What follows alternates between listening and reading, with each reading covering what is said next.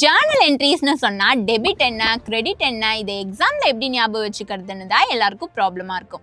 ஆனா உண்மையை சொல்லணும்னா ஜர்னல் என்ட்ரிஸ் மெமரைஸ் பண்ண வேண்டாம், அண்டர்ஸ்டாண்ட் பண்ணா ஆட்டோமேட்டிக்கா வரும். இன்னைக்கு இந்த வீடியோல ஜர்னல் என்ட்ரிஸ் ஈஸியா ரிமெம்பர் பண்ண 7 பிராக்டிகல் டிப்ஸ் பார்க்க போறோம். ஜர்னல் என்ட்ரி போடும்போது ஒரு கொஸ்டின் மட்டும் கேட்கணும். மணி எங்க இருந்து எங்க போகுது, காசு வருதா காசு போகுதா? இதுக்கு ஆன்சர் வந்தா டெபிட் கிரெடிட் ஆட்டோமேட்டிக்கலி டிசைட் பண்ணலாம்.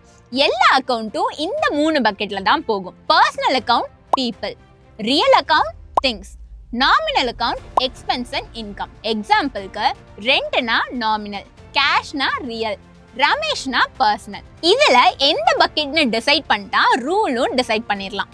டிரான்சாக்ஷனை இங்கிலீஷ் சென்டென்ஸா படிக்காதீங்க, ஸ்டோரியா மாத்தி ட்ரை பண்ணுங்க. எக்ஸாம்பிளுக்கு பெய்டு ரெண்ட் இன் கேஷ், அப்போ கேஷ் போகுது, ரெண்ட் எக்ஸ்பென்ஸ் வருது, rent expense debit, cash credit. Imagine பண்ணி பாருங்க, காசு உங்க கைக்கு வருதா இல்ல உங்க கையில இருந்து காசு போகுதான்னு. கைக்குள்ள வருதுன்னா அது டெபிட், கையில இருந்து போகுதுன்னா அது கிரெடிட். டைரக்டா என்ட்ரி எழுத ஸ்டார்ட் பண்ணாதீங்க. ஃபர்ஸ்ட் ரைட் அசெட் இன்க்ரீஸ் ஆகுதா, எக்ஸ்பென்சஸ் இன்க்ரீஸ் ஆகுதா, இன்கம் டிக்ரீஸ் ஆகுதான்னு. எஃபெக்ட் டிசைட் பண்ண பின்னாடி என்ட்ரி ஈஸியா இருக்கும். எவ்ரிடே யூஸ் பண்ற entries rent, salary, purchase, sales, commission, interest இதெல்லாம் ஒரு நோட் புக்ல ரிப்பீட் பண்ணி பார்த்துட்டே இருங்க.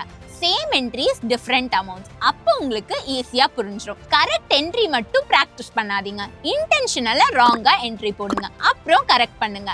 ஜர்னல் என்ட்ரிஸ் பயம் இருந்தா ப்ராப்ளம் அக்கவுண்டிங்ல இல்ல, உங்க அப்ரோச் தான். நீங்க சேஞ்ச் பண்ணி பார்க்கணும். இந்த டிப்ஸை ஃபாலோ பண்ணா டெபிட் கிரெடிட்டை ஈஸியா கத்துக்கலாம். வீடியோ யூஸ்ஃபுல்லா இருந்தா லைக் பண்ணுங்க. ஜர்னல் என்ட்ரி டவுட்டா இருந்தா கமெண்ட்ஸ்ல கேளுங்க.